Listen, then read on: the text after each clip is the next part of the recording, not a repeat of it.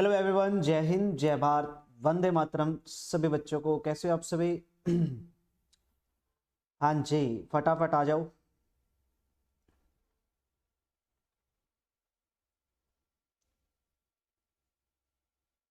जय हिंद, जय हिंद, जय हिंद, सभी को जय हिंद।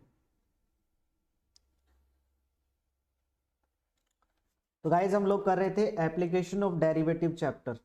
ठीक है, एप्लीकेशन ऑफ डेरिवेटिव चैप्टर का कंसेप्ट डिस्कस कर रहे थे। कल तो आपको पता ही है क्या हुआ। तो भी कल का जो कल करवाया था वो मैं आज दोबारा से करवाऊंगा। ठीक है, वो सारी चीज अपन डिस्कस करेंगे वन बाय वन करके। ठीक है। फटाफट आ जाओ सभी बच्चे, जितने बच्चे क्लास में हो सभी ज्वाइन कर लो। एक बार शेयर कर देना भाई, सभी जगह शेयर कर देना, सभी जगह। ठीक है, क्लास को।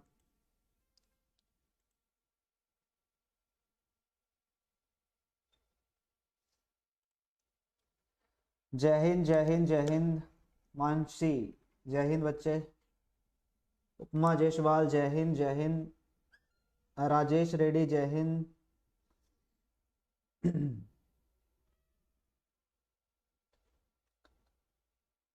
चलो स्टार्ट कर लेते हैं हम। एप्लीकेशन ऑफ डेरिवेटिव चैप्टर, मैंने आपको बताया था application of derivative chapter important chapter है, क्योंकि यहां से 2 से 3 क्वेश्चन आपके एग्जाम में आते हैं। कम से कम 3 क्वेश्चन तो 101% आते हैं। ठीक है, तो इसके अंदर हमारे पास 4 टॉपिक है बच्चे, 4 टॉपिक है। पहला जो टॉपिक है वो रेट ऑफ चेंज का एक टॉपिक है, एक टेंजेंट एंड नॉर्मल का टॉपिक है, एक इंक्रीजिंग और डिक्रीजिंग फंक्शन का, और एक टॉपिक हमारे पास आता है मैक्सिमा एंड मिनिमा का। ठीक है, तो यहां से लगभग इन तीन टॉपिक में से तो क्वेश्चन 101% बनते ही बनते हैं। ठीक है, इन तीन टॉपिक में से तो 101% क्वेश्चन बनता ही बनता है, इसलिए ये जो है इंपॉर्टेंट है। ठीक है, तो सबसे पहले हम बात करते हैं टेंजेंट एंड नॉर्मल की। सबसे पहले आज हम डिस्कस करेंगे इस टॉपिक को, टेंजेंट एंड नॉर्मल के टॉपिक को। ओके, तो सबसे पहले मैं बात करता हूं टेंजेंट की। तो अगर हमें कोई भी कर्व दी हुई है y इज इक्वल टू, मान लो f ऑफ x, कोई भी कर्व दी हुई है, और एट पॉइंट, किसी भी पॉइंट p पे, पॉइंट p में मान लेता हूं, p पॉइंट दे दिया मैंने x1, y1। ठीक है, x1, y1। तो ये पॉइंट अपने को गिवन है। तो हमें एक कर्व गिवन है y is equal to f of x, और एक पॉइंट गिवन है p। मान लो डायग्राम अगर मैं इसका बनाऊं, जैसे डायग्राम बना लिया, मान लो ये कर्व, ये इस पॉइंट, ये जो पॉइंट है, ये पॉइंट कहां लाई करता है? इस कर्व के ऊपर, इस पॉइंट पे। तो अगर कोई लाइन जो इस पॉइंट P से पास करे और इस कर्व को क्या करे, इस P पॉइंट पे टच करे, तो वो लाइन ऐसी बनेगी, जो इस P पॉइंट से पास करेगी और इस P पॉइंट पे क्या करेगी, इस लाइन, इस कर्व को क्या करेगी, टच करेगी। तो उसको हम क्या बोलते हैं? टेंजेंट बोलते हैं। क्या बोलते हैं हम उसको? टेंजेंट बोलते हैं। किसके ऊपर? एट पॉइंट P पे। तो ये जो लाइन बनती है, ये जो लाइन बनती है, इसको हम क्या बोलते हैं? टेंजेंट बोलते हैं। किसके पॉइंट पे? P पॉइंट पे, on the curve y is equal to f of x, on the curve y is equal to f of x। बिल्कुल भाई। बिल्कुल, वो फिर वीडियो ही वो डिलीट हो गई थी ना, इसलिए फिर वो मैं दोबारा से बता रहा हूं। ओके, क्योंकि अगर मैं बीच में से जैसे आगे का टॉपिक पढ़ाऊंगा, तो मान लो बाई चांस अगर कोई दूसरा बच्चा है जिसको पार्ट 1 चाहिए रहेगा, तो फिर वो पार्ट 1 कैसे देखेगा? समझ रहे हो मेरी बात? आलोक कुमार, जय हिंद, जय हिंद। सिद्धांत पांडे जी, जय हिंद, सभी को जय हिंद भाई। हाँ जी, क्लियर है ना? तो इसलिए मैं ये सोच रहा हूँ कि आपको कल वाली चीज मैं दोबारा से बता दूं, कोई दिक्कत की बात नहीं है, तो उससे कोई फर्क नहीं पड़ेगा ना। ओके, तो y इज इक्वल टू एक फंक्शन गिवन है, एक पॉइंट P पे हमें क्या निकालना है? टेंजेंट निकालना है। तो ये मेरे पास है। तो सबसे पहली चीज अब हम बात करते हैं, सबसे पहले हम बात कर लेते हैं स्लोप ऑफ टेंजेंट। तो मैंने आप लोगों को बताया था स्लोप ऑफ टेंजेंट किसके इक्वल होता है भैया जी? किसके इक्वल होता है? डी बाय डी एक्स के इक्वल होता है एट पॉइंट, किस पॉइंट पे? P पॉइंट पे। मान लो अगर कर्व है y इज इक्वल टू में एक्स स्क्वायर, और कोई भी पॉइंट दिया हुआ है, मान लो 1,1 पॉइंट दिया हुआ है, तो इस पॉइंट पे हमें क्या निकालना है? इस कर्व के ऊपर, इस पॉइंट पे जो टेंजेंट होगा उसका स्लोप निकालना है। तो आप इसका क्या कर दो? डेरिवेटिव कर दो, डी बाई डी एक्स कर देंगे। डेरिवेटिव करेंगे कितना आएगा? 2x। अब ये पॉइंट पुट कर दो, इसमें पॉइंट पुट करेंगे, d by D x is equal to क्या आ जाएगा मेरे पास? 2 आ जाएगा। तो ये क्या आ जाएगा? स्लोप ऑफ टेंजेंट आ जाएगा। इसका स्लोप आ जाएगा, टेंजेंट का स्लोप आ जाएगा। क्लियर? बहुत बढ़िया, जय हिंद, जय हिंद। ठीक है, जय हिंद सर। आप हम आपके साथ हैं। अरे कोई दिक्कत नहीं है यार, आप सभी, मैं आप लोगों के साथ हूँ। ठीक है, क्लासें मैंने बोला था कि क्लासें मैं लगाऊंगा यार, सिंपल बात है। क्लासें लगेगी, चाहे यहाँ पे लगे चाहे वहां पे लगे, वहां पे तो अब लग नहीं सकती तो यहाँ पे लगेंगे क्लासें। सिलेबस आपको पूरा मिलेगा, कंटेंट आपको पूरा मिलेगा, सपोर्ट आप लोगों का चाहिएगा। उसके लिए आप लोगों को शेयर करना पड़ेगा वीडियो को, प्लीज शेयर जरूर कर दिया करें, ठीक है। चलो, तो हम लोगों ने डिस्कस कर लिया स्लोप ऑफ टेंजेंट। अब देखिए मैंने आप लोगों को ये चीज भी बताई थी, अगर टेंजेंट आपका एक्स एक्सिस के पैरेलल है, अगर टेंजेंट आपका एक्स एक्सिस के पैरेलल है तो उस केस में स्लोप ऑफ टेंजेंट किसके इक्वल होता है? 0 के इक्वल होता है। और अगर टेंजेंट आपका parallel to the y axis है, अगर टेंजेंट आपका वाई एक्सिस के पैरेलल है तो उस केस में उसका जो स्लोप होता है वो इनफाइनाइट होता है। मतलब डी बाई डी एक्स की जो वैल्यू है वो किसके इक्वल आती है? इन्फिनिटी के। और अगर मैं d x by d y की वैल्यू पूछूं तो वो इक्वल हो जाती है 0 के। तो इसका रेसिप्रोकल करेंगे तो वो 0 हो जाएगा। नेक्स्ट तीसरा, अगर कोई टेंजेंट बोथ द एक्सिस, दोनों एक्सिस के साथ इक्वली इंक्लाइंड है, मतलब इक्वल एंगल बनाता है या इक्वल लेंथ पे है, तो उस केस में उसका जो स्लोप होता है वो हमेशा किसके इक्वल आता है? मतलब डी बाई डी एक्स जो है वो हमेशा किसके इक्वल आता है? प्लस माइनस में 1 के इक्वल आता है। तो ये 3 इंपॉर्टेंट पॉइंट मैंने आप लोगों को बताए थे। और इसमें यह भी बोला था कि आप लोगों को एक चीज भी ध्यान रखनी है कि अगर वो एक्स एक्सिस के पैरेलल है तो इसका मतलब परपेंडिकुलर किसके है भैया जी? वाई एक्सिस के। तो अगर वो ऐसे बोल दे कि टेंजेंट जो है वो वाई एक्सिस के परपेंडिकुलर है, तो इसका मतलब वो एक्स एक्सिस के पैरेलल है, तो उस केस में भी स्लोप क्या होगा हमारा? 0 होगा। ठीक है, थैंक यू सो मच। चलो नेक्स्ट देखो, नेक्स्ट हम बात करते हैं equation of tangent at point P. अगर हमें किसी भी पॉइंट पी पे क्या निकालनी है? टेंजेंट की इक्वेशन निकालनी है। कोई पॉइंट पी हमें गिवन है, उस पॉइंट पी पे हमें उस टेंजेंट की क्या निकालनी है? इक्वेशन निकालनी है। तो टेंजेंट की इक्वेशन कैसे निकालते हैं देखिएगा। मान लो y इज इक्वल टू में एफ ऑफ एक्स, मेरे पास एक कर्व, इस कर्व पे ऊपर एक पॉइंट P है। पॉइंट P क्या दे रखा है हमें? x1 comma y। इस पॉइंट P पे हमें क्या निकालना है? इक्वेशन ऑफ टेंजेंट निकाल दी है, किसके? To the curve this. ठीक है, तो इक्वेशन ऑफ टेंजेंट किसके इक्वल होता है? इक्वेशन ऑफ टेंजेंट, टेंजेंट की जो इक्वेशन होगी वो किसके इक्वल होगी? y माइनस में y1 is equal to m into में x माइनस में x1। यहां पे जो m होता है वो क्या होता है? Slope of tangent. m जो है वो क्या होता है हमारे पास? Slope of tangent. और स्लोप ऑफ टेंजेंट किसके इक्वल होता है?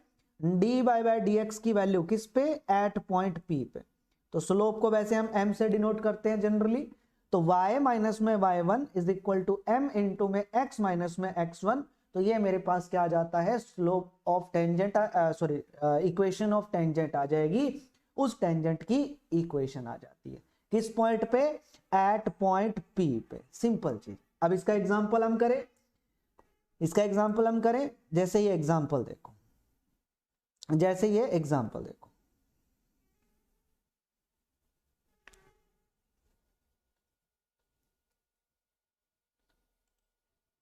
अब इसको क्या बीमारी है यार? हाँ जी, इस क्वेश्चन का आंसर बताएं आप।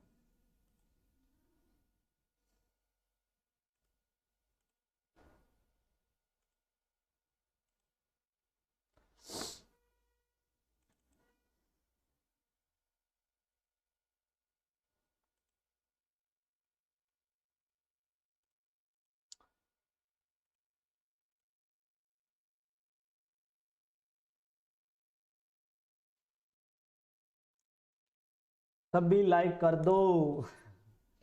अरे कोई बात नहीं यार, मुसीबतें तो आती रहती हैं जिंदगी में, इन्हीं से तो बंदा सीखता है, और क्या है।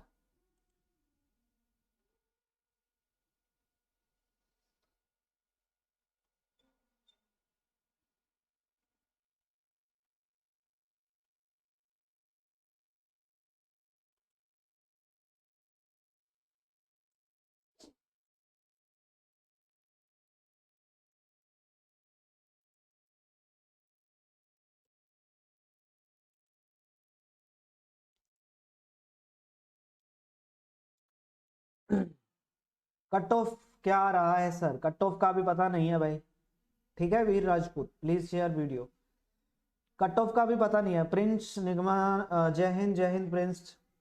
तो देखो बच्चे क्या निकालना था, इक्वेशन ऑफ टेंजेंट निकालनी थी। कर्व क्या दी हुई है, y इज इक्वल टू में क्या दिया हुआ है अपने को, एक्स स्क्वायर दिया हुआ है एट पॉइंट, किस पॉइंट पे, 1,1 पॉइंट पे। तो सबसे पहले स्लोप निकाल लें, डेरिवेटिव करेंगे, d y by D x आएगा, वो क्या कितना आएगा 2। तो स्लोप कितना आया 2 और पॉइंट हमें गिवन है, तो y माइनस में y1 की वैल्यू 1 आ गई, m कितना है, स्लोप कितना है 2, x माइनस में x1 की वैल्यू भी 2 है, तो y माइनस 1 इज इक्वल टू कितना आ जाएगा 2x माइनस 2, इन दोनों को उधर ले जाओ तो 2x माइनस में y हो जाएगा, 1 को इधर लेके आएंगे तो ये माइनस में 1 इज इक्वल टू 0। तो ये क्या आ जाएगा मेरे पास, इक्वेशन आ जाएगी, किसकी इक्वेशन आ जाएगी, टेंजेंट की इक्वेशन आ जाएगी। बहुत ही सिंपल है, ठीक है, किसकी इक्वेशन आ जाएगी, टेंजेंट की इक्वेशन आ जाएगी, बहुत ही सिंपल है। आगे बढ़ते हैं नेक्स्ट क्वेश्चन पे। हाँ जी, इस क्वेश्चन का आंसर बताएं फटाफट सभी बच्चे, इस क्वेश्चन का आंसर फटाफट कमेंट करके बताओ क्या आएगा। सब बच्चे कोशिश करो, कम से कम ट्राई तो करो, कल के करवाए हुए क्वेश्चन है भाई। इक्वेशन ऑफ टेंजेंट निकालनी है to the curve this where it cross the x axis, जहां पे ये एक्स एक्सिस को क्रॉस करे। क्या निकालना है, उस पॉइंट पे निकालनी है जहां पे ये जो कर्व है वो एक्स एक्सिस को क्रॉस करेगी। तो अब देखिए, अगर कोई कर्व एक्स एक्सिस को क्रॉस करेगी, इसका मतलब एक्स एक्सिस पे वो क्या करेगी, कट करेगी। एक्स एक्सिस को क्या करेगी, कट। अब जिस पॉइंट पे वो एक्स एक्सिस को कट करेगी वहां y कोऑर्डिनेट की वैल्यू क्या होगी, 0, तो इसका मतलब y 0 होगा। तो इस क्रम में y को 0 पुट करेंगे तो ये तो 0 हो गया, तो यहां से 2 minus x is equal to में 0, तो x की वैल्यू कितनी है 2, तो पॉइंट तो आ गया मेरे पास 2,0, पॉइंट आ गया। अब पॉइंट तो हमें पता है, अब चाहिए मुझे स्लोप। तो स्लोप के लिए क्या करना पड़ेगा, इसका डेरिवेटिव करना पड़ेगा, कर दो derivative. First function y as it is, इसका डेरिवेटिव करेंगे कितना आएगा 2x, प्लस में सेकंड 1 प्लस में x square as it is, y का डेरिवेटिव करेंगे dy बाई dx, इक्वल में 2 का 0 माइनस x का डेरिवेटिव -1। अब ये पॉइंट पुट करो, y को 0 पुट करेंगे, ये 0 हो जाएगा, यहां पुट करोगे 5 आएगा, 5 उधर जाके डिवाइड में, तो स्लोप आ जाएगा माइनस का 1/5। इक्वेशन रहेगी y माइनस में y1 0 है, स्लोप आया -1/5, x माइनस में x1 कितना आया 2, 5 उधर मल्टीप्लाई में, तो 5y is equal to minus का x प्लस का 2, x उधर जाके प्लस हो जाएगा। Option A is the right answer. बहुत बढ़िया सर, मेरा नहीं हुआ, फीलिंग वेरी डीमोटिवेट। देखो यार, डीमोटिवेट होने की जरूरत नहीं है बच्चे, ठीक है ना। आप ये देखो कि पहले जब आपने एग्जाम दिया तो उसमें आपने कहाँ कमी छोड़ी है, अब उस कमी को आप दूर करो, सिंपल बात है। प्रैक्टिस करने में कमी छोड़ी है, किस चीज में कमी छोड़ी है, मॉक टेस्ट नहीं लगाए उसमें कमी है, तो इस बार मॉक टेस्ट लगाओ। तो जो चीज, जिस चीज में आपने देखा कि मैंने इस काम को करने में यहाँ पे कमी छोड़ी थी, तो इस बार वो कमी हमें नहीं छोड़नी है। तो आप, सिंपल बात है ना, उस कमी को खत्म करो। और देखो यार, मेहनत करोगे तभी फायदा है ना, तो मेहनत के बगैर तो कुछ भी नहीं है। ऐसे डिमोटिवेट हो जाओगे तो मैं तो कब का हो जाता यार, सोच के देखो थोड़ा है, मैं तो कब का हो जाता। 3 साल से मेरी मेहनत चल रही है ना, 3 साल से मैं मेहनत कर रहा हूँ यूट्यूब के ऊपर है, लेकिन लगातार कर रहा हूँ ना है। कल पूरी मेहनत करी कराई, पूरी मेहनत पे पानी फिर गया, लेकिन मैं रुका क्या।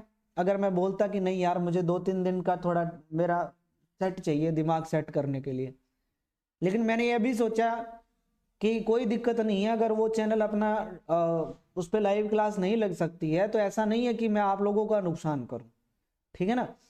तो वही चीज होती है, मैं अपने आप को पॉजिटिव रखो ना, क्या पता कोई चीज हो, कुछ अच्छा होने के लिए हो रही हो आपके साथ, तो हमें नहीं पता ना क्या होना चाहता है अपने साथ, है ना। जो भी होता है हमेशा अच्छे के लिए होता है, जो भी होता है हमेशा अच्छे के लिए ही होता है। अगर इस बार नहीं हुआ आपका तो इस बार डबल मेहनत करो, बस सिंपल बात है ना भाई।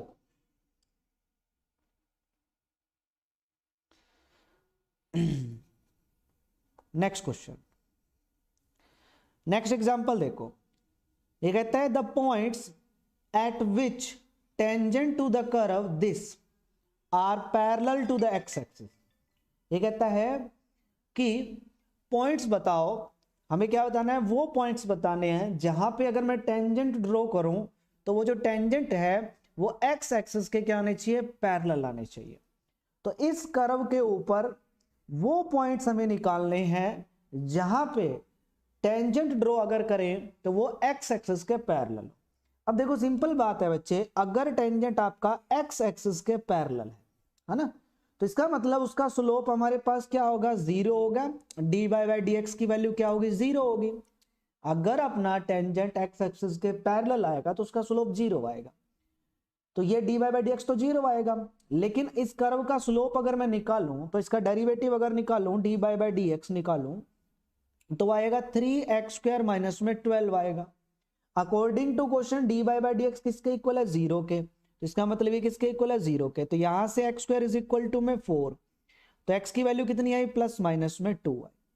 तो एक बार x की वैल्यू हम 2 ले लेते हैं और एक बार हम x की वैल्यू -2 ले लेते हैं। तो यहां पुट करते हैं x की वैल्यू, एक बार 2 पुट करेंगे तो y की वैल्यू आ जाएगी, ठीक है, इसकी वैल्यू भी 2 आएगी। यहां पुट करेंगे तो y की वैल्यू आ जाएगी 34। D option is the right answer, ठीक है ना, D option is the right answer. Simple question था, आगे बढ़ते हैं नेक्स्ट क्वेश्चन।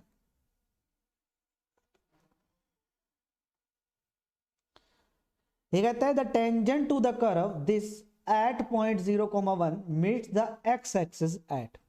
ये कहता है इस कर्व के ऊपर y is equal to exponential की पावर 2x, इस कर्व पे इस पॉइंट पे 0,1 अगर मैं टेंजेंट ड्रॉ करता हूं, अब जो टेंजेंट है वो x एक्सिस पे जाके मिलेगा, कहां मिलेगा, x एक्सिस पे जाके मिलेगा। और किस पॉइंट पे मिलेगा x एक्सिस पे जाके, वो पॉइंट निकालना। सबसे पहले एक चीज देखो, अगर x एक्सिस पे मिलेगा तो इसका मतलब उस पॉइंट का y कोऑर्डिनेट तो 0 होगा, तो इसका मतलब D और A ऑप्शन हमारा आंसर नहीं हो सकता, क्योंकि इसमें x कोऑर्डिनेट को 0 कर रखा है दोनों में, जबकि होना क्या चाहिए, y 0 होना चाहिए। तो इसका मतलब या तो B आंसर है या C आंसर है ना। ओके, सिंपल बात है। अब हमें कैसे पता चलेगा, मैं क्या कर लेता हूं, टेंजेंट की इक्वेशन निकाल लेता हूं। स्लोप निकालते हैं सबसे पहले डेरिवेटिव करके, तो एक्सपोनेंशियल की पावर 2x का डेरिवेटिव एज इट इज, और पावर का करोगे तो 2 आया, और ये पॉइंट पुट करोगे तो आंसर कितना है, 2। इक्वेशन आएगी y माइनस y1 कितना, 1, 2 इंटू में x माइनस में x, ठीक है।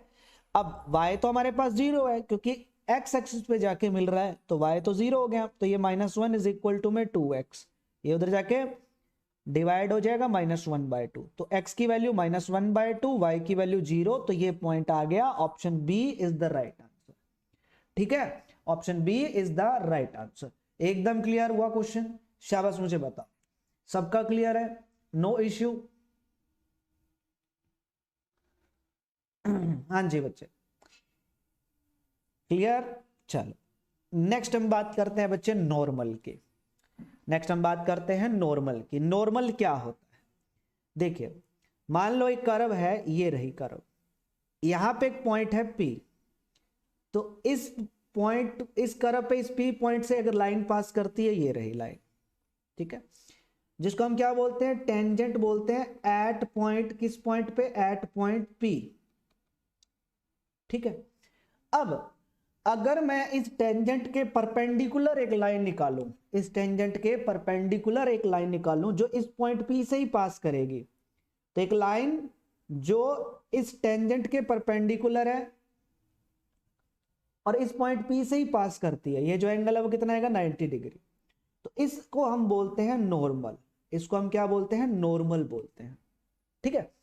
अब स्लोप ऑफ नॉर्मल की अगर हम बात करें तो देखिए, अगर स्लोप ऑफ टेंजेंट, टेंजेंट का स्लोप, अगर टेंजेंट का स्लोप हमारे पास क्या होता है, m होता है, ये मैं कह सकता हूं d by by D x के इक्वल होता है एट पॉइंट, किस पॉइंट पे, P पॉइंट पे, P पॉइंट मतलब x1, y1 पे, ठीक है।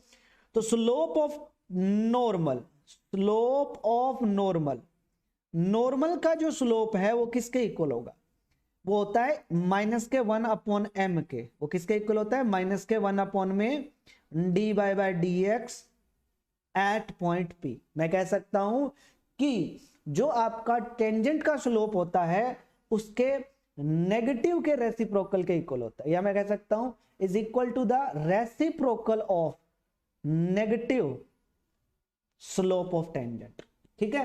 तो जो भी आपका टेंजेंट का स्लोप आता है उसके नेगेटिव का रेसिप्रोकल कर दो, उससे माइनस से मल्टीप्लाई करके उसका रेसिप्रोकल कर दो, या रेसिप्रोकल करके उसका माइनस से मल्टीप्लाई कर दो, तो वो आपके पास क्या आ जाता है, स्लोप ऑफ नॉर्मल आ जाता है। क्या आ जाता है, स्लोप ऑफ नॉर्मल आ जाता है। क्लियर हुआ, इतनी चीज क्लियर हुई, इतनी चीज डेफिनेशन क्लियर हुई। हाँ जी, नेक्स्ट देख सकते हैं आप, let y is equal to f of x, कोई भी कंटिन्यूस कर्व है, एफ पी कोई भी पॉइंट है, then d by D x क्या होता है, स्लोप ऑफ टेंजेंट होता है। तो स्लोप ऑफ नॉर्मल किसके इक्वल होगा, माइनस के 1 अपॉन में डी बाई डी एक्स, या मैं कह सकता हूं माइनस का 1 अपॉन में स्लोप ऑफ टेंजेंट। तो वो आपने कहा पास क्या आ जाएगा, रिजल्ट। क्लियर मेरे भाई, आगे बढ़ते हैं। कोई बात नहीं है बच्चे, अगर नहीं हुआ तो इसमें क्या बात हो गई, तो ठीक है ना, इस बार डबल मेहनत करो यार, सिंपल चीज है, जिन बच्चों का नहीं हुआ है ना। हाँ जी, 20 दिन एनडीए इन। रोशन कुमार क्या हुआ भाई, हो गया क्या आपका? मेरे पास चार पता नहीं 5 बच्चों का तो अभी तक आ गया है रिजल्ट, उनका तो हो गया। सर ये बता सकते हो कि कितनी गर्ल्स का रिटर्न में सिलेक्शन हुआ है? अब वो तो कैसे पता चलेगा बच्चे, उसमें तो सारे रोल नंबर्स होते हैं, अब मेरे को क्या पता किसका रोल नंबर गर्ल का है किसका बॉयज का है, तो वो तो मिक्स ही है ना उसमें पीडीएफ में, ठीक है ना। ओके, आप ये देख लो कि पीडीएफ में आपका है या नहीं, अगर आपका है तो ठीक है, अच्छी बात है, एसएसबी की तैयारी करो, उसके लिए ऑल दी बेस्ट। अगर नहीं है तो अब बार बार रिजल्ट को दिमाग में मत लेके आओ, अब ये देखो कि मुझे इस बार नहीं हुआ तो मुझे अगली बार तो पक्का सिलेक्शन लेना है, और मेहनत पे लग जाओ, ठीक है ना।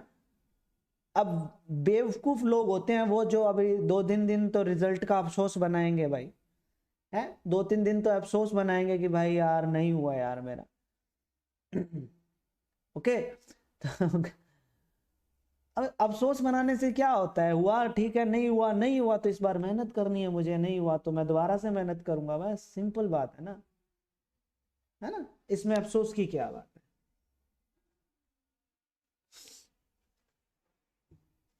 ओके, टेलीग्राम चैनल का लिंक दे दो प्लीज, टेलीग्राम चैनल का लिंक दे देंगे, इस वीडियो का डिस्क्रिप्शन बॉक्स में दिया हुआ है भाई।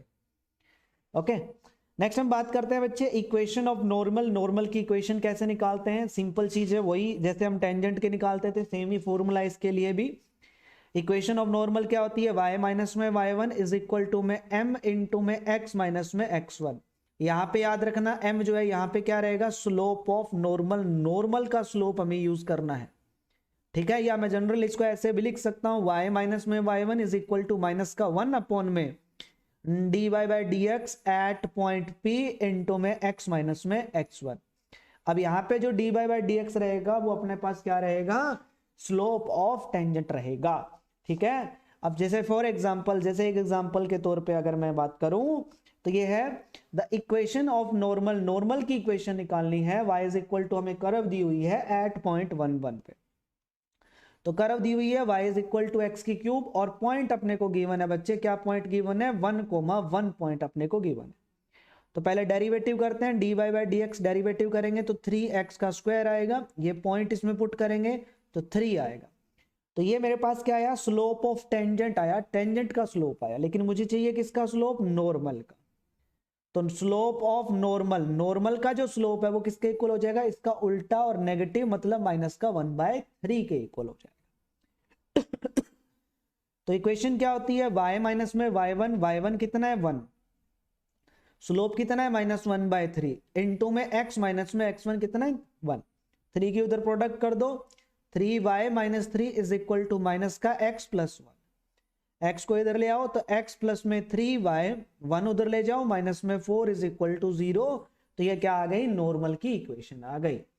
क्लियर सर, पढ़ाई में कंसंट्रेट, भाई अगर सपना है तो सपने के लिए तो कंसंट्रेशन तो करनी पड़ेगी भाई। ड्रीम आपने देखा है तो मैंने एक चीज बोलता हूँ कि सपना आपका है तो ये मत सोचना कि सिचुएशन भी आपके हिसाब से होगी और लोग भी आपके हिसाब से होंगे, ऐसा नहीं होगा भाई। सपना आपका है तो ना तो सिचुएशन आपके हिसाब से होगी, ना ही लोग आपके हिसाब के होंगे। आपको बनानी पड़ेगी, लोग भी आपके हिसाब से बनाने पड़ेंगे और सिचुएशन भी आपको अपने हिसाब से बनानी पड़ेगी, होंगी नहीं, मिलेगी नहीं, कदम कदम पे चुनौतियां मिलती है भाई। अब जो इन चुनौतियों से लड़ जाता है वो निखर जाता है, और लड़ नहीं पाता वो बिखर जाता है, सीधी सी बात है ना। कदम कदम पे चुनौतियां मिलती है बच्चे, जो इन चुनौतियों से लड़ जाता है तो वो निखर जाता है, जो नहीं लड़ पाता वो बिखर जाता है। तो वो देख लो आप, है ना। चल नेक्स्ट हम बात कर रहे थे, जो लास्ट हमारा टॉपिक था वो यहां से था भाई, इसी पे तो काम खराब हो गया था सारा। है ना। तो यहां पे देखिए, अब सारे कंसंट्रेट कर लो, इंपॉर्टेंट है ये। तो ये था अपना angle of intersection of two curve, ठीक है, इस टॉपिक पे थे हम। हमें क्या निकालना है, दो कर्व के बीच में एंगल ऑफ इंटरसेक्शन, मतलब जब दो कर्व है, मान लो एक कर्व है y इज इक्वल टू में f ऑफ x, एंड एक दूसरी कर्व है मान लो y इज इक्वल टू में g ऑफ x। अब ये दोनों कर्व एक दूसरे को क्या करेगी, इंटरसेक्ट करेगी। मान लो एक कर्व ये है और एक कर्व मान लो ये है, ठीक है। मान लो ये y is equal to f of x है और ये कर्व है y इज इक्वल टू में g ऑफ x। तो ये कर्व इस पॉइंट पे, इस पॉइंट P पे, P पॉइंट क्या है, मान लो x1 y1, इस पॉइंट P पे एक दूसरे को इंटरसेक्ट कर रही है। तो P जो है वो क्या होगा हमारे पास, P जो है वो हमारे पास होगा point of intersection, point of intersection, इसको हम क्या बोलेंगे, पॉइंट ऑफ इंटरसेक्शन बोलेंगे भाई, ठीक है, P पॉइंट को। तो ये हमारे पास पॉइंट ऑफ इंटरसेक्शन होगा। अब मुझे क्या निकालना है, इन दोनों कर्व के बीच का एंगल निकालना है। तो हमेशा याद रखना, एक चीज मैं आपको बता देता हूं कि इस पॉइंट P पे जो ये फर्स्ट कर्व का जो टेंजेंट मैं ड्रॉ करूंगा, इस पॉइंट P पे जो फर्स्ट कर्व का टेंजेंट ड्रॉ करूंगा, मान लो ऐसे, ये तो मैंने कर्व जनरली वैसे बनाई है। और अगर मैं इस पॉइंट P पे, अगर मैं इस पॉइंट पे P पे सेकंड कर्व पे टेंजेंट ड्रॉ करूंगा, तो इन दोनों के टेंजेंट के बीच में जो एंगल होगा थीटा, वही इन दोनों के कर्व के बीच का एंगल होता है, वही इन दोनों के कर्व के बीच का एंगल होता है। मेरे कहने का मतलब ये है कि अगर आपको दो कर्व के बीच का एंगल निकालना है, जब दो कर्व एक दूसरे को इंटरसेक्ट करती है, तो दो कर्व के बीच का अगर एंगल निकालना है पॉइंट ऑफ इंटरसेक्शन पे, तो आप क्या करो, जो पॉइंट ऑफ इंटरसेक्शन है उस पॉइंट पे दोनों कर्व का टेंजेंट निकाल लो, दोनों कर्व का टेंजेंट निकालो। अब उन दो टेंजेंट के बीच का जो एंगल होगा वही उन दोनों कर्व के बीच का एंगल होगा। क्लियर। तो ये सिंपल सी चीज है, दो टेंजेंट के बीच का जो एंगल होता है वही उन दोनों कर्व के बीच का एंगल होता है। अब ये इंपॉर्टेंट पॉइंट है, मैं पहले बता रहा हूं, एग्जाम के अंदर पूछा गया पॉइंट है। देखो, let y is equal to f of x, y is equal to gx, two curve, दो कर्व है, इंटरसेक्टिंग एट पॉइंट P, एक दूसरे को P पॉइंट पर इंटरसेक्ट कर रही है।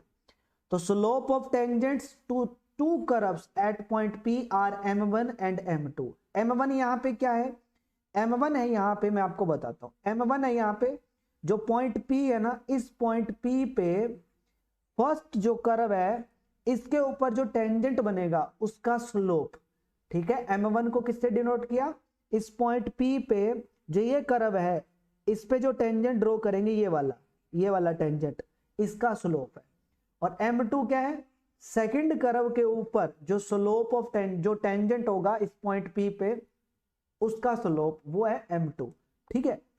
तो m1 और m2 दो हमारे पास हमने क्या निकाल लिया, स्लोप निकाल लिया दोनों टेंजेंट के।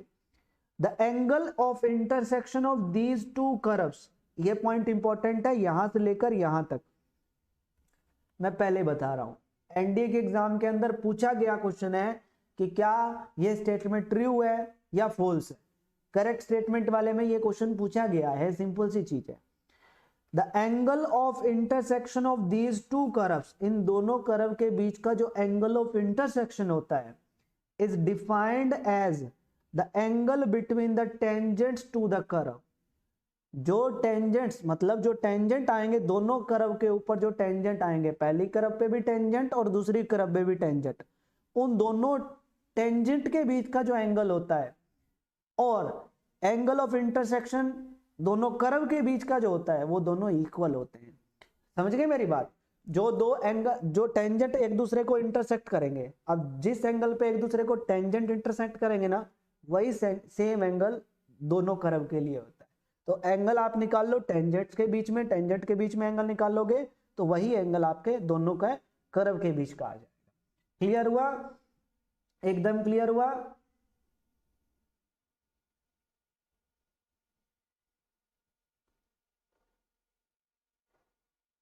क्लियर? एकदम क्लियर हुआ? आशीष मलिक भाई, आपने किसके साथ फ्रॉड किया है? बहुत बच्चे कह रहे हैं। उनमें से बहुत बच्चे कौन है भाई, मुझे भी बता दो। आशीष मलिक सर पुरानी पीडीएफ नहीं मिलेगी क्या? पुरानी पीडीएफ सारी मैंने शेयर कर दी बच्चे, पुरानी पीडीएफ वगैरह सब शेयर कर दिया है मैंने। पुरानी पीडीएफ वगैरह सब शेयर कर दिया है टेलीग्राम के ऊपर, नए वाले चैनल पर है। अब देखो पता है क्या है, अब मैं रोज रोज तो किसी को जवाब देने वाला हूं नहीं भाई, सीधी सी बात, ठीक है? मैं रोज रोज तो किसी को जवाब देने वाला हूं नहीं। अब जिसको जो लगता है उसको वो लगने दो भाई, उस बात से कोई फर्क नहीं पड़ता। अगर मैं ऐसा इंसान होता कि फ्रॉड करने वाला होता, ये करने वाला होता, वो करने वाला होता, तो मेरे भाई मेरे को क्या जरूरत है? मुझे एक बात बताओ, अगर मैं ये चीजें यूट्यूब पे आपको, ये सब चीजें है ना जो अभी मैं आपको प्रोवाइड करवा रहा हूँ, इसको देखकर आके आप लोगों को लगता है कि मैं अगर किसी का नुकसान कर सकता हूँ। अब जिसने जो बोलना है वो उसको बोलेगा, उस बात से कोई मैं नहीं रोक सकता, है ना? बार बार मैं ये चीजें थोड़ी ना क्लियर करता फिरूंगा हर चीज किसी से कि यार ये बोल रहा है मेरे बारे में, है ना, तो मैंने उसका 500 करोड़ का नुकसान कर दिया है। और आपको अगर मैं रियलिटी बताऊं ना तो आप कहोगे कि यार ये क्या बात हुई, ठीक है? अब रियलिटी, अब बच्चा जो भी है वो बोल देता है, कमेंट में कमेंट कर देता है ना, जो उसके मन में आता है वो चीज़ वो बोल देता है, कोई दिक्कत की बात नहीं है। दूसरे बच्चे उस कमेंट को पढ़ते हैं तो उनको भी लगता है कि यार कुछ ना कुछ तो किया होगा तभी ये बोल रहा है। लेकिन एक बात, एक साइड से हम बात जान लेते हैं लेकिन दूसरी साइड से बात जानना भी जरूरी हो जाता है कि यार रियल बात क्या है, तो हम बार बार वो चीज़ नहीं बोल सकते ना, सिंपल सी बात है। मैं बता देता हूँ आप लोगों की, क्लियर कर देता हूँ। देखो क्या है, इससे पहले जो था एनडीए 2 2021, मैंने मेरी एप्लीकेशन डिफेंस वाले पे पेड कोर्स लॉन्च किया था। तो उसको कोर्स की फीस थी 1000 रुपये, ठीक है, सितंबर तक की। सितंबर में एग्जाम होना था ऐसा करके, लेकिन बाद में वो नवंबर हो गया। तो फिर मैंने 1000 रुपये, वो तो सभी बच्चों ने 1000 रुपये पे नहीं किया, फिर मैंने उसी की फीस मैंने 500 रुपये कर दी थी।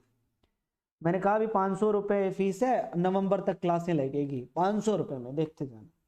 फिर उसी की फीस मैंने 300 रुपये में कर दी थी। अब जो बच्चे बोल रहे थे ना, जो मेरे को पता है जो भी बोल रहा था ना, है ना, उसने एनरोल या तो 300 रुपये में एनरोल किया हुआ है या 500 रुपये में एनरोल किया, ये देखते जाओ। अब उसमें क्या हुआ,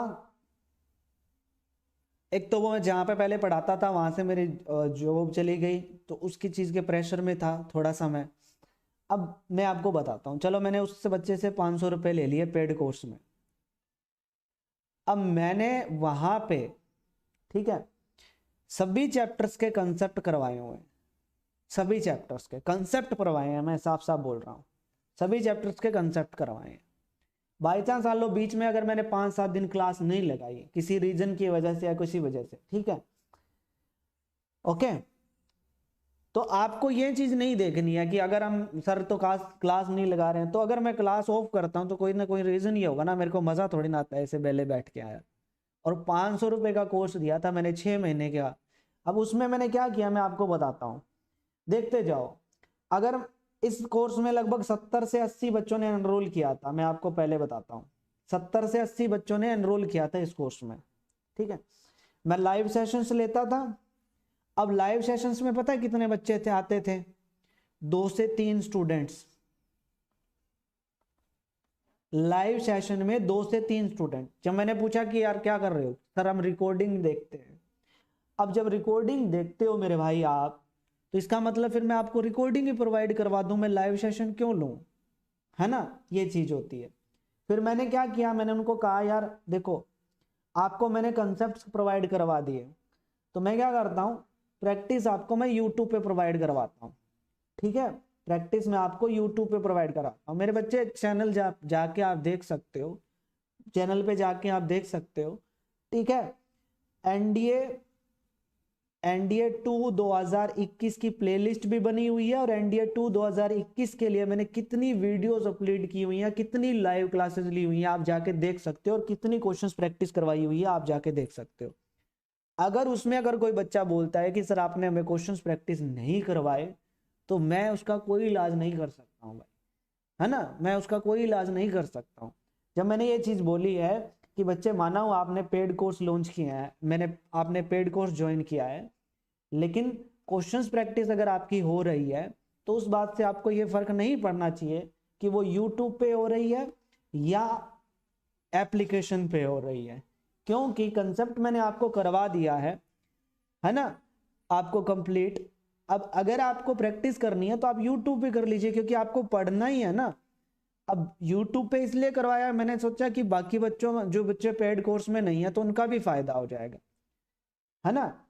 अब अब उन गधों को कौन समझाए बताओ, और वो अपने आप को महान बोलते हैं कि हम डिफेंस में जाना चाहते हैं, एनडीए की तैयारी कर रहे हैं, बताओ, मूर्ख आदमी है।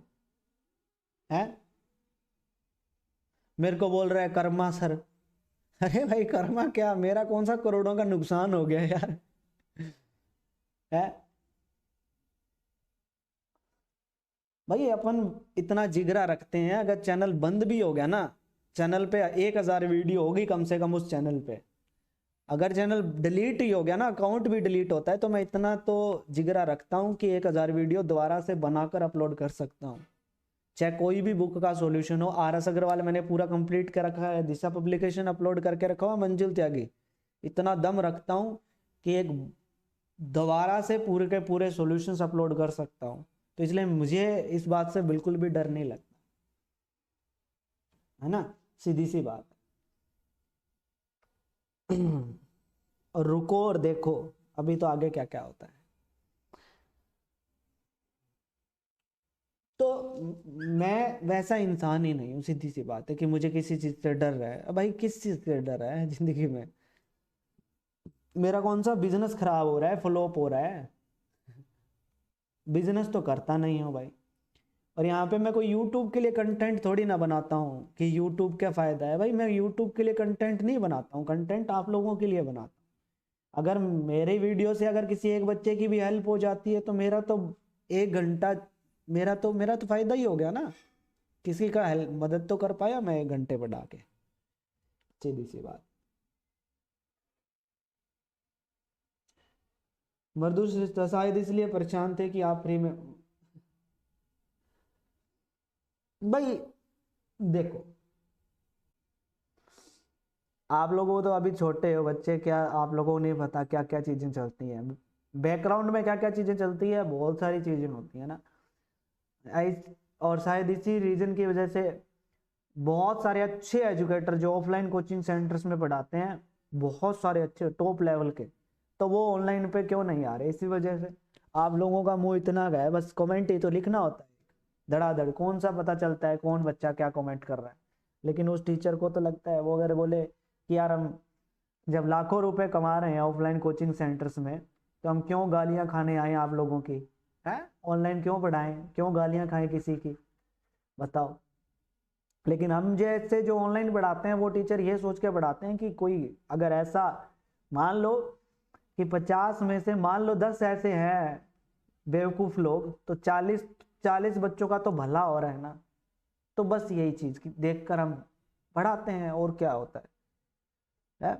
कोई मेरे को कोई बिजनेस एम्पायर थोड़ी ना खड़ा करना है, बिल्डिंगें थोड़ी ना बढ़ानी है यहाँ पे कोई, है ना।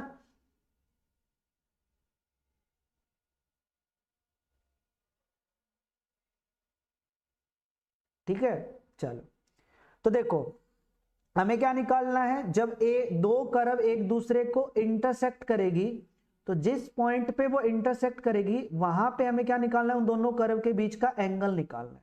तो मैंने ये बताया कि दो कर्व के बीच का एंगल निकाल लो, या जिस पॉइंट पे वो इंटरसेक्ट करती है, मान लो P पॉइंट पे, तो इन दोनों पॉइंट पे आप क्या निकाल लो, फर्स्ट लाइन टेंजेंट और सेकंड टेंजेंट, दोनों पे टेंजेंट ड्रॉ कर दो।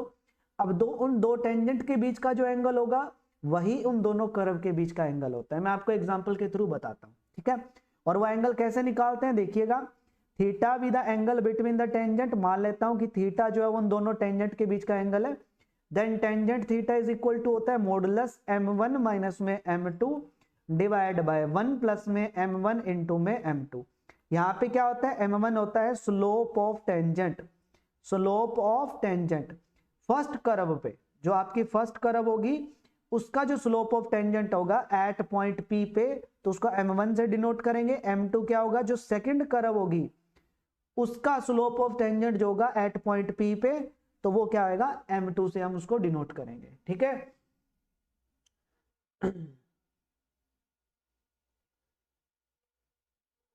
ठीक है ना।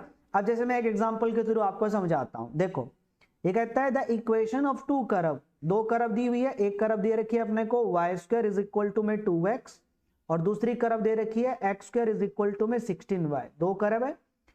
एट पॉइंट, पॉइंट क्या है, P पॉइंट दे रखा है अपने को, P पॉइंट क्या दे रखा है 8,4, ये पॉइंट दे रखा है be the point of intersection, मतलब इस पॉइंट पे ये दोनों कर्व एक दूसरे को क्या कर रही है, इंटरसेक्ट कर रही है। तो to the curve then find the angle between them, अब इन दोनों के बीच का हमें क्या निकालना है, एंगल निकालना है। अब दोनों कर्व के बीच का एंगल निकालना है, तो हम क्या करेंगे, इस कर्व के ऊपर इस पॉइंट पे जो टेंजेंट होगा उसका स्लोप निकालूंगा मैं।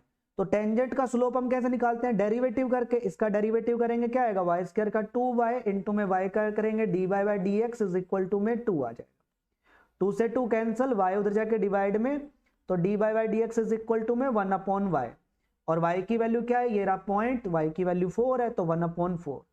तो ये आ गया m1, m1 क्या आ गया, इस कर्व के ऊपर इस पॉइंट पे स्लोप का टेंजेंट आ गया, पहला काम हो गया।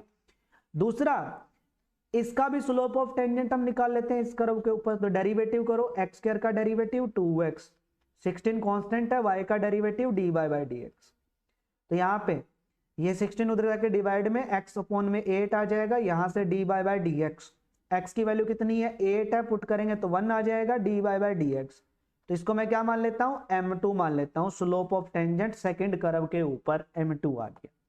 तो मेरे पास क्या आ गया, मेरे पास यहां से आ गया m1 आ गया, ठीक है, m1 कितना आया, m1 आया 1/4, और m2 आ गया कितना आ गया, 1 आ गया। अब दोनों के बीच का एंगल निकालना है, तो m1 और m2 की वैल्यू इस फॉर्मूले में पुट कर देंगे, tangent theta is equal to, तो ये आया 1/4 माइनस में 1 अपॉन में 1 प्लस में 1/4 इंटू में 1, इसको सोल्व करेंगे, यहाँ पे एलसीएम लेंगे तो ये माइनस का 3/4 डिवाइड बाय ये 5/4, 4 से 4 कैंसल, मॉडुलस में माइनस का 3/5 है, मॉडुलस से प्लस का 3/5 हो जाएगा, तो tangent theta is equal to 3/5, तो टेंजेंट उधर जाके tangent inverse theta is equal to कितना आएगा, टेंजेंट इनवर्स 3/5, तो दोनों कर्व के बीच का जो एंगल है वो ये आ जाएगा, सिंपल चीज है, दोनों कर्व के बीच का एंगल ये आ जाएगा। तो सिंपल सी चीज है बच्चे, इस तरीके से इस क्वेश्चन को करना है, सिंपल है। मैं आपको बता देता हूं, दोबारा से रिपीट कर देता हूं, आपको दो कर्व गिवन होगी, एक कर्व गिवन है, दूसरी कर्व गिवन है, इन दोनों कर्व के ऊपर आप स्लोप ऑफ टेंजेंट निकाल लो। तो सबसे पहले इस कर्व के ऊपर जो मैं स्लोप ऑफ टेंजेंट निकालूंगा, स्लोप ऑफ टेंजेंट निकालूंगा, तो उसको मैं डिनोट करूंगा m1 से, ठीक है। दूसरा, इस कर्व के ऊपर जो मैं स्लोप ऑफ टेंजेंट निकालूंगा एट पॉइंट P पॉइंट पे निकालना है, P पॉइंट क्या होता है, पॉइंट ऑफ इंटरसेक्शन, तो उसको मैं m2 से डिनोट करूंगा। थीटा क्या है, उन दोनों के बीच का एंगल है, तो थीटा इज इक्वल टू, आप इसको ऐसे भी लिख सकते हो, थीटा इज इक्वल टू होता है tangent inverse modulus m1 minus में m2 डिवाइड बाय 1 प्लस में m1 इंटू में m2, तो ये फॉर्मूला होता है थीटा का, थीटा की वैल्यू ये होती है, ठीक है। अब टेंजेंट को उधर लेके जाओगे टेंजेंट इनवर्स को, तो वो टेंजेंट थीटा हो जाता है, इसलिए आप इसको टेंजेंट थीटा की वैल्यू अगर निकालेंगे तो वो 3/5 आएगी, और थीटा की वैल्यू अगर निकालूंगा, थीटा एंगल होता है तो उसकी वैल्यू टेंजेंट इनवर्स 3/5, क्लियर? हाँ जी, इतना क्लियर हो गया सभी का? चलो नेक्स्ट, इसमें इंपॉर्टेंट पॉइंट बच्चे, दो curve are said to be orthogonal curve. दो कर्व को मैं ऑर्थोगोनल कब बोलता हूं? देखिए एक वर्ड लिखा जाता है ऑर्थोगोनली कट कर रही है, ऑर्थोगोनली कट कर रही है। ऑर्थोगोनली, ऑर्थोगोनल का मतलब होता है बच्चे कि एक दूसरे को 90 डिग्री एंगल पे कट कर रही है, मतलब दोनों कर्व जो है वो एक दूसरे के परपेंडिकुलर है। तो जब एक दूसरे को कट करेगी तो उन दोनों के बीच का जो एंगल है वो 90 डिग्री होगा, ठीक है? तो जब दो कर्व एक दूसरे को ऑर्थोगोनली कर्व है, ऑर्थोगोनली कर्व का मतलब होता है एक दूसरे को 90 डिग्री पे कट कर रही है। Then angle of point of intersection of right angle, तो उस केस में एंगल ऑफ उन दोनों के बीच का जो एंगल रहेगा वो राइट एंगल रहेगा। और हमेशा याद रखना कि अगर दोनों कर्व हमेशा याद रखना कि अगर दोनों कर्व एक दूसरे को ऑर्थोगोनली करती है, कट करती है, तो उस केस में स्लोप ऑफ टेंजेंट की जो प्रोडक्ट है, मतलब m1 इंटू m2 की प्रोडक्ट जो हमेशा -1 के इक्वल आएगी, हमेशा -1 के इक्वल आएगी। तो जब दो कर्व एक दूसरे को ऑर्थोगोनली कट करे तो उन दोनों के बीच के एंगल 90 डिग्री होगा, और दोनों के ऊपर हम जब स्लोप ऑफ टेंजेंट निकालेंगे फर्स्ट कर्व पे और स्लोप ऑफ टेंजेंट निकालेंगे सेकंड कर्व पे, तो उन दोनों की प्रोडक्ट क्या होगी? -1। क्योंकि अगर कर्व के बीच का 90 डिग्री एंगल है तो उन दोनों टेंजेंट के बीच का भी एंगल 90 डिग्री होगा। और जब दो लाइन परपेंडिकुलर होती है तो उनके स्लोप की प्रोडक्ट हमेशा क्या होती है? -1 होती है। ये चीज ध्यान रखना। क्लियर? ओके, तो एक पॉइंट क्लियर हो गया आप सभी का, नो टेंशन, बिंदास है, ठीक है? और अगर कोई दो कर्व है, मान लो वो एक दूसरे को कट ही नहीं करती, एक दूसरे को इंटरसेक्ट ही नहीं करती है, एक दूसरे को इंटरसेक्ट नहीं करती है, तो इसका मतलब इन दोनों के बीच का एंगल क्या रहेगा? 0। उस केस में थीटा क्या आएगा? 0, और थीटा 0 होता है, इसका मतलब उन दोनों का स्लोप क्या रहेगा? m1 और m2 दोनों क्या रहेंगे? इक्वल रहेंगे। सर मैं बहुत ज्यादा अपसेट हो गया हूं सर, मेरा सिलेक्शन नहीं हुआ। इसमें अपसेट होने की बात नहीं है बच्चे। देखिए कितना कब, देखो मैं आपको एक चीज बता देता हूं बच्चे, अपसेट होने से कुछ नहीं होता है। आप ये देखो कि आपने कहाँ मिस्टेक की है और उस मिस्टेक को आप ढूंढो और उसे खत्म करो, ठीक है? और इस बार एक हाई जोश के साथ, पॉजिटिव एनर्जी के साथ तैयारी करो और रेगुलर तैयारी करो, तभी फायदा होगा बच्चे। रेगुलर तैयारी करोगे, रेगुलर पढ़ोगे, रेगुलर प्रैक्टिस करोगे और हर चीज में रेगुलरटी एक फिक्स टाइम बनाओ और उसके हिसाब से चलोगे तो सिलेक्शन होगा। क्योंकि इस बार ज्यादा कंपटीशन है, एनडीए 1 2022 में कंपटीशन सच में बहुत तगड़ा है, इसलिए उसके लिए आपको रेगुलर चीजें करनी पड़ेंगी, ठीक है ना? रेगुलर आपको रहना पड़ेगा और रेगुलरिटी के बगैर कुछ भी पॉसिबल नहीं है। मैं एक सिंपल सी चीज जानता हूँ, ठीक है? आपके हाथ में मेहनत करना है, आप मेहनत करो, विश्वास रखो खुद के ऊपर, ठीक है? और मैंने आपको बोला है कि मैं आपको पूरा कंटेंट प्रोवाइड करवाऊंगा यूट्यूब पे, फुल सारी क्वेश्चंस प्रैक्टिस करवाऊंगा, बढ़िया लेवल की क्वेश्चंस प्रैक्टिस करवाऊंगा। अभी थोड़ा सा चल रहा है आप लोगों के लिए सस्पेंस, एक सरप्राइज है बढ़िया सा, ठीक है?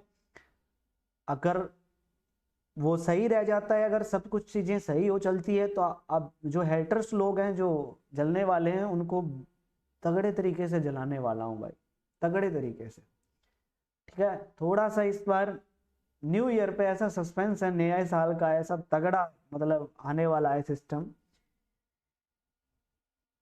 जो बहुत सारे लोगों की उम्मीद से भी ऊपर है, ठीक है? थोड़ा सा अगर मेरा सही सेट बैठ गया काम, ठीक है, तो मैं आपको बताऊंगा कि क्या चीज होती है, मेहनत का फल कितना बड़ा मिलता है, आपको पता चलेगा, ठीक है? ओके थोड़ा सा आप सब्र करो, मिलेगा। आज एक ही क्लास होगी बच्चे अंजलि, मैं आज थोड़ा सा, मैं सच में थोड़ा सा इसको लेकर भी अपसेट था, ठीक है? और इसलिए मैं वो पीपीटी वगैरह तैयार ही नहीं कर पाया, है ना? पीपीटी वगैरह तैयार ही नहीं कर पाया, तो कोई बात नहीं, मैं डेरिवेटिव के क्वेश्चंस प्रैक्टिस करवाऊंगा, लिमिट के मैं दोबारा से वो क्वेश्चंस प्रैक्टिस करवाऊंगा, क्योंकि लिमिट की क्लास भी अपने डिलीट हो गई थी। अब मुझे पता नहीं लिमिट की क्लास क्यों डिलीट हुई, ठीक है ना? हाँ, तो मैं डेरिवेटिव के कल क्वेश्चंस प्रैक्टिस करवाऊंगा। डेरिवेटिव के क्वेश्चंस प्रैक्टिस करवाने के बाद मैं लिमिट, कंटिन्यूटी एंड डिफरेंशिएबिलिटी के दोबारा से 50 क्वेश्चंस करवाऊंगा।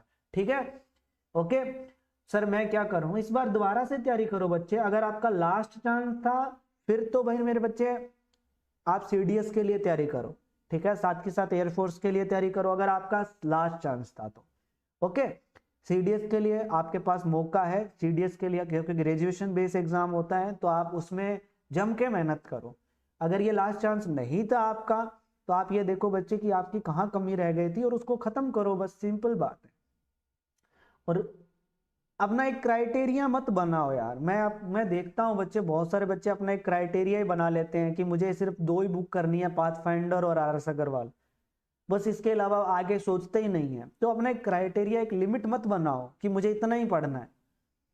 आप अपना ऐसे सोचो ना कि हाँ इन दोनों बुक तो मुझे करनी है, इसके साथ साथ इंपॉर्टेंट क्वेश्चंस और कहीं से भी मिलते हैं तो मेरे को वो भी करने। तो अपना एक लिमिट जो है ना उसको बढ़ाओ। आप सोच के चलो आप कंपटीशन लड़ने जा रहे हो, कंपटीशन में आप अपनी सीमाएं लिमिट मतलब एक दायरे में होके काम मत नहीं करना है आपको, एक दायरे में होके भी नहीं पढ़ना है आपको। आप ये देखो कि बाकी ये सब तो बाकी भी करके जाएंगे, मुझे उनसे भी अलग कुछ करके जाना पड़ेगा, उनसे भी ज्यादा प्रैक्टिस करके जानी पड़ेगी अगर मुझे बाकियों से आगे रहना है तो ये चीज भी ध्यान रखो आप। ओके ठीक है ना, चलो कोई दिक्कत की बात नहीं है। अरे यार छोड़ो यार साहब जी, छोड़ो, अब पता तो चला कम से कम कौन लोग हैं, समझ रहे हो मेरी बात, कम से कम पता तो चला किसके अंदर कितना ज्वाला उमड़ रहा है। इस बात से हम ये भी तो पता लगा सकते हैं। चलो, thank you so much everyone, जय हिंद, जय भारत, वंदे मातरम सभी को।